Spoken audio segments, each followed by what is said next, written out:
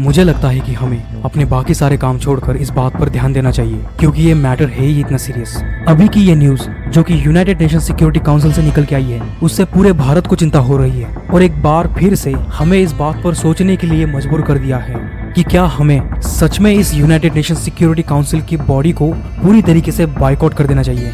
क्योंकि अगर इसी तरीके की हरकत ये करते रहे तो कौन होगा वो जो आप पे भरोसा रखेगा, क्योंकि आप लोगों ने चोर को ही जेल का चौकीदार बना के रखा है। पाकिस्तान जैसी कंट्री को काउंटर टेररिज्म कमेटी का वाइस चेयर, ये सुनने में भी कितना शॉकिंग लग रहा है। भाई, जिस कंट्री के हर घर में टेररिस्ट बैठा हो, आप लोग उन्हें ही काउंटर टेररिज्म जैसी एक्टिविटी में इन्वॉल्व कर रहे हो। खुद यूनाइटेड नेशन सिक्योरिटी काउंसिल मानता है कि पाकिस्तान में 4 से ज्यादा टेररिस्ट ग्रुप अभी भी वहाँ पर सर्वाइव कर रहे हैं और वे पूरी तरीके से टेररिस्ट एक्टिविटी में इन्वॉल्व है। ये जो आंकड़ा है ये उन्होंने ऑफिशियली मान रखा है, और अगर असल में देखा जाए तो इससे कई ज्यादा अनऑफिशियल ग्रुप्स पाकिस्तान में अभी भी टेररिस्ट एक्टिविटी को बढ़ावा दे रहे हैं। अगर उन सभी को काउंट किया जाए तो उसका आंकड़ा 100 के पार भी जा सकता है, और हर एक ग्रुप में 20 से 30 हजार मेंबर्स। यानी कि इन लोगों ने पूरे अपने कंट्री को टेररिज्म का गढ़ बना के रखा है। इन लोगों के हर घर से एक टेररिस्ट निकलेगा। भाई, हम सभी को पता है कि अफगानिस्तान के तालिबान को किसने बनाया। ओसामा बिन लादेन, जो कि अमेरिका के 9/11 के अटैक के लिए जिम्मेदार था, उसे कहां से पकड़ा गया था। और 2008 के मुंबई अटैक के जिम्मेदार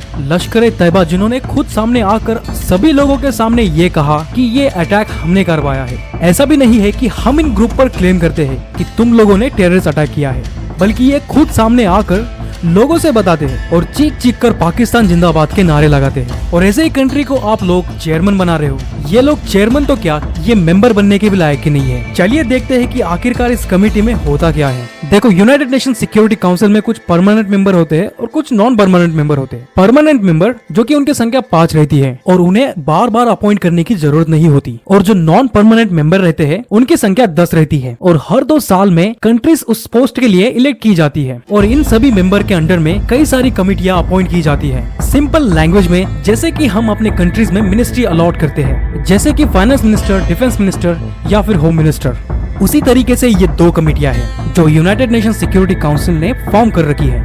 उनमें से एक है chair of Taliban sanction committee और दूसरी है vice chair of counter terrorism committee.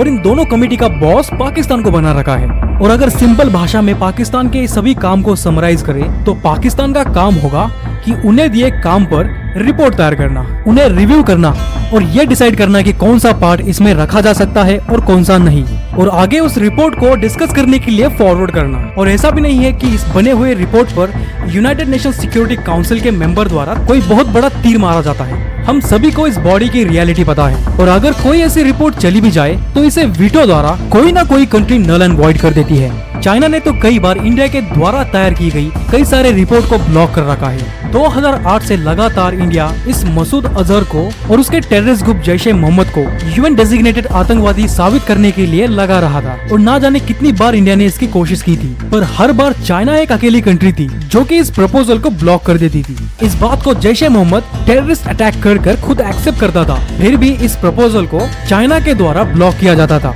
और जब पहलगांव अटैक की रिपोर्ट इंडिया के द्वारा इस कमेटी को दी जाएगी, पाकिस्तान इसे सुनने से भी मना कर देगा।